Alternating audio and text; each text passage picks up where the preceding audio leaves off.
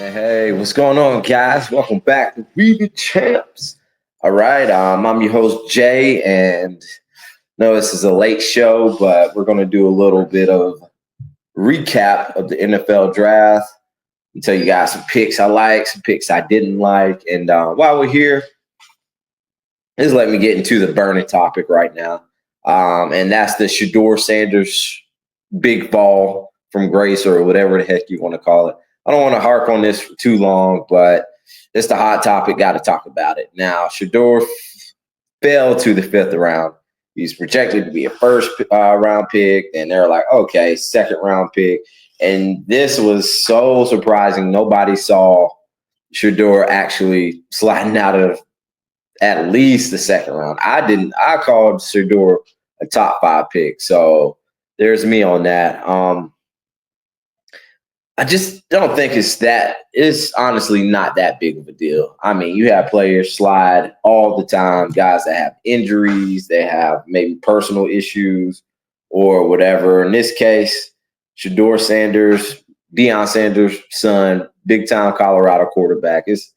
It's not a big deal. The way I see it, the only quarterback who would have had a true first round pick in other drafts was Cam Ward. I mean, you see Cam Ward, he has the arm, he has some mobility, he can sidearm that thing. I mean, as far as all the physical tools, they're there with Cam Ward. Sheudeur is missing those. And then once you pair him up against the other quarterbacks, it's like, all right, who's really better? Who's really better right here? But it is interesting, man. The Browns the Browns are such an interesting franchise. They drafted two quarterbacks, Dillon Gabriel in the third round and Sheudeur in the fifth round. First, I mean, a lot of people say Sheudeur is better, but you're getting kind of a different element with Dillon Gabriel, you know? So with Dillon Gabriel, you're getting film on 60 college starts, right? And he also has so that's the FBS record for the most college football starts, and as well as the most total touchdowns with 179 in college football. So, I mean, it's pretty impressive. Something good to look at. And then he's left-handed. He's quick-footed, accurate passer as well. So, you know, you stack him up against Sheudeur, who really is, you know, now you're looking at who really is better. But, you know, all in all, if it's meant to be, Sheudeur will claim and seize his opportunity and get the starting job in Cleveland. All right. So while we're here, let me just harp on these quarterbacks a little bit. So, yeah, this was a fun draft. Wasn't too much star power in this draft, but this was a very intriguing draft. So the top five, honestly, top five went kind of like you thought it was. As far as the picks, the numbers. So Ward was first, had Hunter number two, which was really surprising. The Jaguars traded up to get Travis Hunter, which is a little bit of a head scratcher because it's like, all right, guys usually only jump up to draft a quarterback in the first round like this. So it's like you give up a big time pick for, you know, a big time pick in Travis Hunter. So is that going to pay off for the Jags? Was it worth it? We'll see. Now, if Travis Hunter does end up playing both sides of the ball and being efficient, at least on one, and a beast on the other, this will look like one of the best trade ups in recent NFL history, honestly. All right. We got Abdul Carter at number three. A lot of people thought he was the top prospect in the draft at the pass rusher. Will Campbell, number four. Obviously, you're seeing here the Patriots want to protect their young quarterback right here. And a little note on Travion Henderson, their other draft pick, one of the running backs that were drafted. He is graded as the top pass blocker in this league. All right. Mason Graham, I like him a lot more than some other people did. Dude, hey, if you play NCAA college football 25, then you know about Mason Graham when you're going up against Michigan. Running that inside zone, running the dive. That's a problem with Mason Graham right there. I gotta let y'all know that. All right. So let's get into some position groups. All right, let me just hit it off with quarterbacks. All right, so quarterbacks, like I said, Cam Ward was first. Then we had Jackson Dart. That was kind of the surprise. That was the kick in the belly button. That's like, oh wow, okay. Sheudeur not going to get drafted in the first round. Jackson Dart, accurate passer, has some mobility. Like I said, he's right there in that same zone with Sheudeur Sanders, you know. And then here's another thing that's quite different. If Sheudeur isn't going to be your starting quarterback, then what is he going to be? A backup, your third string quarterback. And you don't want that entity, if he's not starting, say you have a vet right there, you don't want that entity powering over what you already have in the starting position, especially if you have like a bridge quarterback or whatever. You want it to be a natural process where he steps in, develops, learn the game, and that happens. And that's definitely not going to happen with Jackson Dart backing up Jameis or Russell, whoever's the starting quarterback for the New York Giants is. All right. All right. All right. So what other quarterbacks we had to go? Oh, the Saints. That was a big one. The Saints taking Tyler Shough out of Louisville in the second round with the 8th pick. So that was another head scratcher right there. And that was another team who was rumored to be high on Sheudeur Sanders. In that spot, we would have thought we would saw Sheudeur go. But I mean, look at Shough. He has some injury history, tall quarterback. I'm not being biased here, but I don't see how they picked this guy over Sheudeur Sanders. Okay. All right. And one pick I did like out of the quarterback positions was Jalen Milroe to Seattle Seahawks. Right there. You go in a position where there's no pressure on you. They have their quarterback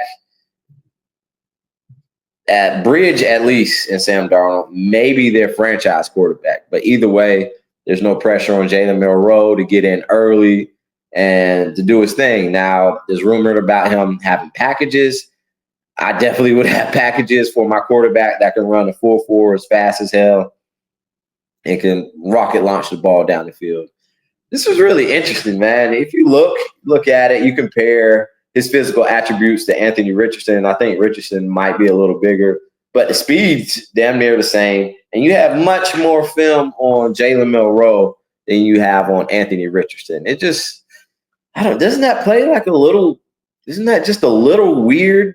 But I mean, I guess in different drafts, you have different teams with different needs and different players there available. I mean, if you have a top dog pass rusher or a top dog cornerback, Travis Hunter, in that position, then you're likely to skip over somebody like Jalen Milroe. But it's just weird, man. I wonder how that would have went if he was in that draft with Anthony Richardson. But yeah, like I said, he gets to chill right there. Doesn't have to rush to get started. Good position for Jalen Milroe. Then we had Dillon Gabriel, Sheudeur Sanders, Kyle McCord. That was a quarterback I liked. The Eagles took him in the 6th round. All right. And then here's one more thing about the Sheudeur Sanders pick. All right, just let me finish this.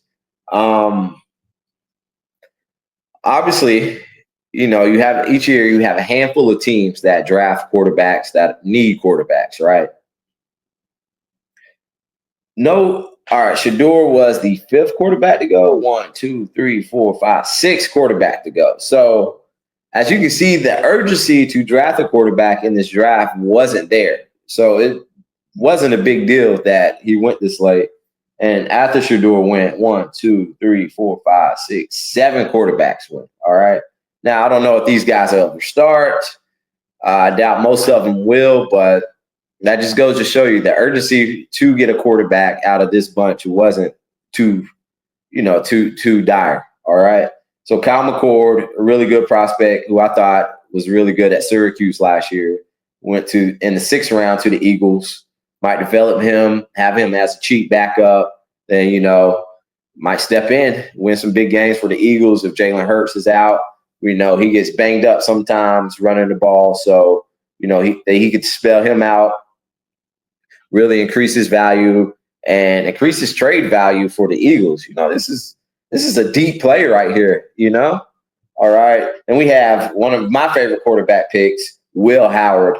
So interesting thing about Will Howard, he replaced Kyle McCord at Ohio State. He came from Kansas State.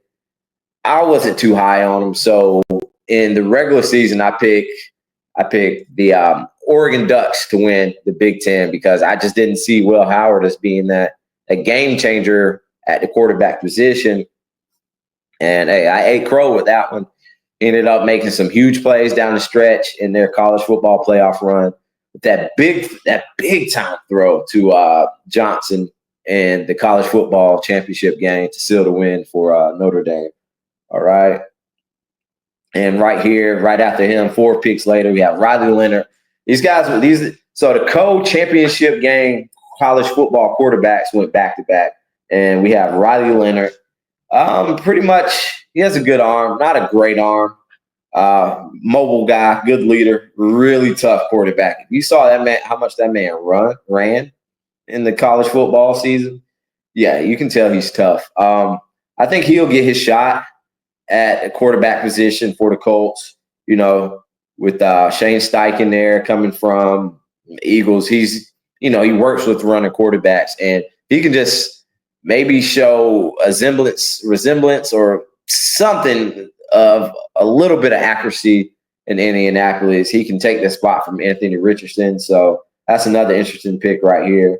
And behind these guys, Graham Mertz, Cam Miller, Curtis Rourke, and Quinn Ewers went in the 7th round, the number 15th pick. That's really surprising. Now, people are shocked that Sheudeur going in the 5th round. I'm surprised that Quinn Ewers went in the 7th round. That goes to show you teams just weren't that desperate for quarterbacks this year. Usually, if there's a player you can talk, most of the time these teams talk themselves into picking a guy. I mean, look at Johnny Manziel going early. Look at Trey Lance going way too early after having only one college football season of film worth of watching him play. So it's really interesting how these things play out. So just different scenarios it makes different things happen. So Quinn Ewers was graded as a 1st-round quarterback before last season. So he definitely lost some stock there. But all right, we're going to see, guys. We're going to see. All right. Now at the running back position, the running backs. This was the draft of the running backs, not the quarterbacks. All right. 5 running backs went in the first 2 rounds, and there was a total of 25 running backs that went in this draft. All right. So first up, we had Ashton Jeanty out of Boise State, of course, going to the Raiders. Now, I know people are saying, oh, man, he played against Mountain West talent, blah, blah, blah, blah, blah, blah. Boise State was a good team. Historically, Boise State has had some really good teams sometimes. I know you guys remember the Fiesta Bowl and the Statue of Liberty. And everything that you want in a running back, Ashton Jeanty has shown it on the football field. I don't care who you're going against. You move like that. You can catch the ball like that. Granted, he didn't catch it a lot this past season. The season before he did. And the power and the burst. Jeanty's right there. With the Raiders organization, they're trying to make some things shake. They're trying to get in the right direction because they have been in purgatory for the last recent years, which is why they hired Pete Carroll. So they're trying to get things shaking here. And I like this pick. I mean, a lot of folks say, hey, they took a running back too early, but they're just trying to get things going, get some excitement about this team, which they definitely didn't have last year. Now they have Brock Bowers and Ashton Jeanty on the football team on that offense, all right? One of my favorite picks right here, the other 2nd-round running back going number 22 is Omarion Hampton for North Carolina. So North Carolina, UNC is a team that I like a lot. I like watching them a lot. And Hampton is that dude, really tough, powerful back, has the burst and the breakaway speed. This is such a Jim Harbaugh pick. he fits right into that little mold. I mean, Jim Harbaugh wants to pound the ball, run the ball. So now they have Najee Harris and Omarion Hampton in the backfield. Maybe he doesn't have to get the carries first, but he will spell out Najee Harris from here and there. Who the hell knows? He might get the number one running back spot to start the season. Love it. And now in the second round, going number 4, number 6 picks in the second round, we have the Ohio State duo, Quinshon Judkins, TreVeyon Henderson. One thing I think is really interesting here is that the Patriots, so they drafted Will Campbell, offensive tackle, for the number 4 overall pick, and they get TreVeyon Henderson, a great running back from Ohio State, as we've seen. And he was graded as the top pass blocking running back in the draft. Right there goes to show you how much they're committed to helping Drake May, give him time, and to let him make things happen. So I really like this pick. That is just such a – now, with these picks, and then the pick after that, so we have R.J. Harvey, UCF. R.J. Harvey was – I have it in my notes here. I believe he was like the number 10th, number 11th great overall graded running back in this draft. He's like 5'8", 5'9", 205, not the biggest guy. So it's like, all right, what the hell is going on here? You take him in the second round, Sean Payton, but just like the TreVeyon Henderson pick and just like this pick, these are very, very well calculated picks, So in the drafts, you draft what you need, and what you're in need, what you're in dire need of, where your glaring holes are at. And sometimes you just take the best player available. Now, a lot of times that goes to the luxury team, or if it's just a player you can't pass up, like Travis Hunter or Abdul Carter, But this is obviously showing that the Patriots want to protect their quarterback and get a good ball carrier. And R.J. Harvey, so the numbers, or what the tape says about him is he's much like a scat back, all right? So he was one of the running backs to run a sub 4.4. I think it was like 3 of them. So he's fast, and he's dangerous in the pass game and dangerous in space. Who does that remind me of that used to play for Sean Payton? Darren Sproles. What are the best ways to groom your young quarterback, all right? Have a strong run game and a blanket to check the ball down to, whether that's your tight end or your running back coming out the backfield being an option, and just making things easy. He's a matchup problem for running backs who are for the most part, unless it's a nickel guarding him, he's going to give them issues. So these are just very, very well calculated picks. I like these. This goes to show you how in depth these coaches are, these scouts are. All right. Caleb Johnson, going in the third round, number 19. I just feel like he fits the Steelers. He just fits the Steelers brand, dude. A big, strong running back. Then he's from Iowa. The uniforms are the exact same. So, and they lost Najee Harris. So let's not get a guy in free agency. Let's get a young buck who's out here ready to run and stable. So Caleb Johnson, he just fits that brand, man. It's really interesting. All right. Some other picks. Cam Skattebo. Now, I thought the Patriots were going to get this guy.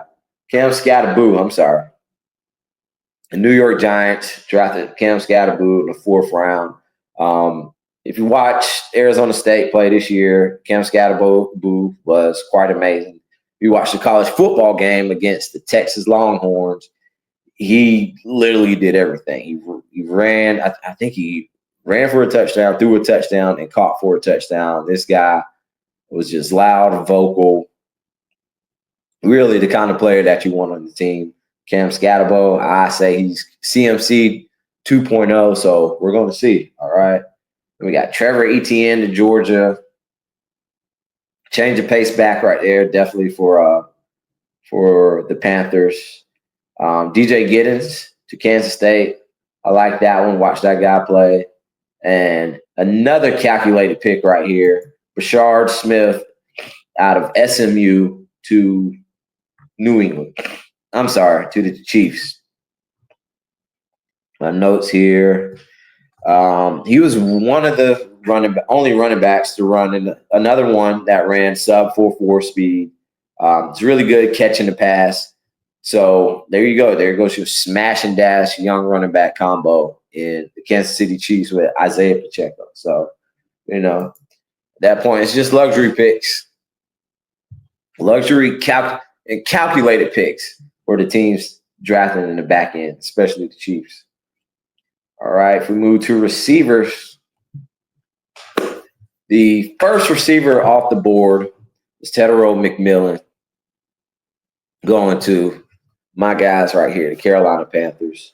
Obviously, with this pick, the Panthers are trying to get weapons. They're all in on Bryce Young, and this is a weapon you just can't pass up. So I watched McMillan play earlier this season. I didn't watch him play the season before last too much, but he's just a presence and a body that just dominates the field. When you see guys that just have a presence that dominates the field, I mean, the guy just looks confident. He's getting 50-50 balls. He's tall, 6'4", 220, big body receiver, good wingspan, fast too. And I like his route running, his comeback routes, run after the catch. This guy's the package. He has it, and I really overlooked this and thought too much into it. But you just got to see this guy play. Like when you watch Arizona play, University play, with no Fafita throwing this man the ball, you just know who's the man out there. He's getting rocked. So Tedero McMillan to the Panthers. I think this is a very, very underrated pick. Right when it happened, but when you processed it and really analyzed it, you see that this was a big time pick. Hold on, that.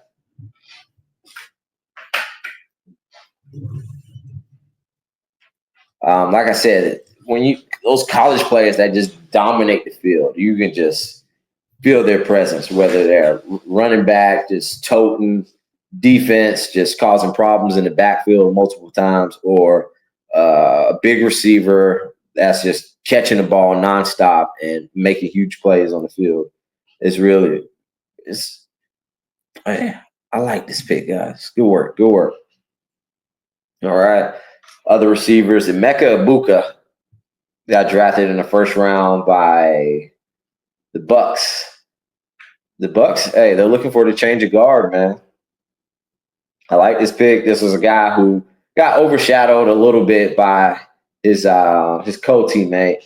Oh, crap, I can't think of the kid's name, but y'all know who I'm talking about. The other badass receiver for Ohio State. And, the Bucks just didn't think too much about it. Well, let me not say that. They definitely did. And they made this happen. All right. Packers, number 23 in the first round, going Matthew Golden for Texas. A burner. They need a playmaker downfield who can do stuff. This is really funny, man. If you really watch NFL and play fantasy, more than likely you can tell me all the Packers receivers' names. You can't do this for every team, but the Packers you can, like Wicks, Dubs. I can't think of his name right now, but you know what I'm talking about, the fast kid. It's like we've seen the flash of talent, but nothing's clicked. So, and then that was the issue for the Packers going into the later part of this year. Is just the talent. Christian Watson, that's his name. It's just the playmaking and the executing from the receivers. There's talent there, but just lacking on execution. So why not roll the dice, try to get another young guy in there to get things going like that. The Texans, they lose Stephon Diggs, have a few injuries at receiver, so they draft two teammate receivers. They took Iowa State receivers, Jaden Higgins and Jalen Noel. It's a cool little pick there. And one of my favorite back-end picks we have was the Buccaneers taking Tez Johnson out of Oregon. I like that pick. All right. Tight ends, got Colson Loveland, Tyler Warren, Mason Taylor, the top 3 picks. And also, real quick, the Bears, they're still bolstering up that offense. The offensive coordinator, the new head coach, Ben Johnson, offensive guy, he wants to make sure Caleb is killing on all cylinders, at least on that side of the ball. The Chicago Bears will be making some noise. They got Luther Burden III, a good slot receiver. Didn't have quite the same year as he did the year before at Missouri, but still a very solid guy. Tight end, Colston Loveland, number 2 rank, could be the number 1 rank, whatever. I think Tyler Warren's the better guy here, but Colston Loveland at tight end. So you can tell they're really committed to that position for sure. All right. So, man, I just went over the offense. It's a lot of. I feel like this is primarily a defensive player draft. You know, a lot of big defensive players, because you always see somebody that's just like a good body prospect. There's good size safeties, fast linebackers. You know, a lot of it. Like going into this, so I mean, you have the SEC, but a lot of the better defenses come out of the SEC. So what I think teams tend to look at is just how guys are coached, who's been coached really well.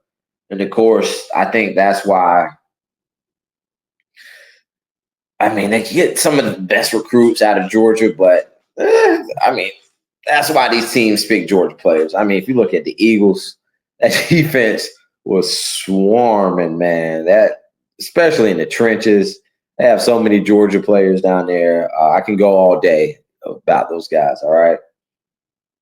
But the guy who I wanted Carolina to get was Jalen Walker, versatile linebacker.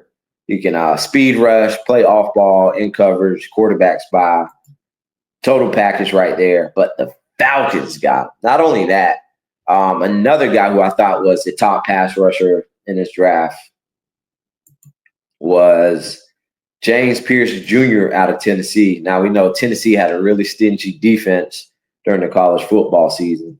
So that was a weak position the Falcons needed to shore up on. And they got 2 top prospects right there.